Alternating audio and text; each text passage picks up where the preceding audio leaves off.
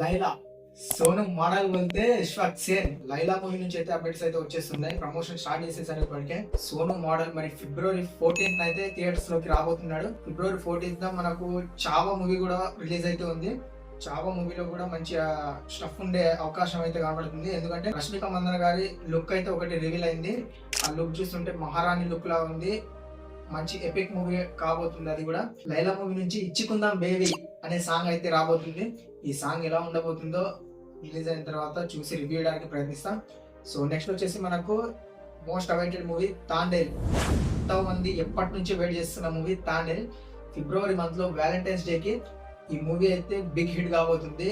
నా guessing correct అయితే ఫిబ్రవరిలో వ్యాలంటైన్స్ డేకి కపుల్స్ అయినా లవర్స్ అయినా మాక్సిమం ఇదే మూవీకి వెళ్ళడానికి ప్రయత్నిస్తారు. ఎందుకంటే దాంట్లో రిలీజ్ అయిన సాంగ్ వచ్చిన హైప్ ఇంత అంతా కాదు. బుజ్జితల్లి సాంగ్ అయితే అసలు దున్ని పడేస్తుంది. మొత్తం యూట్యూబ్ రికార్డ్స్ మొత్తం బ్రేక్ అయిపోతున్నాయి.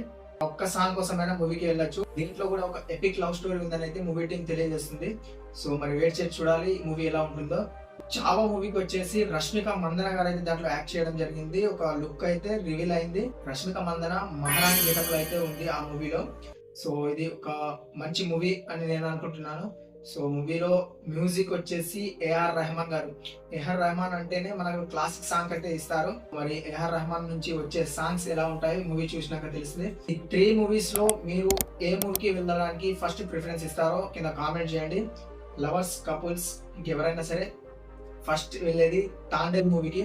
ఎందుకంటే ఫస్ట్ రిలీజ్ అయ్యేది కూడా అదే movie. But February 14th Valentine's day కి మాక్సిమం థియేటర్స్ ఫుల్ అయ్యే ఛాన్స్ అయితే ఉంది ఈ తాండేల్ మూవీకి. సో ఇది ఫ్రెండ్స్ ఈ వీడియో మీకు ఎలా అనిపించో కింద కామెంట్ చేయండి. ఇలాంటి మరిన్ని వీడియోస్ కోసం మన ఛానల్ ని సబ్స్క్రైబ్ చేయండి. Thank you.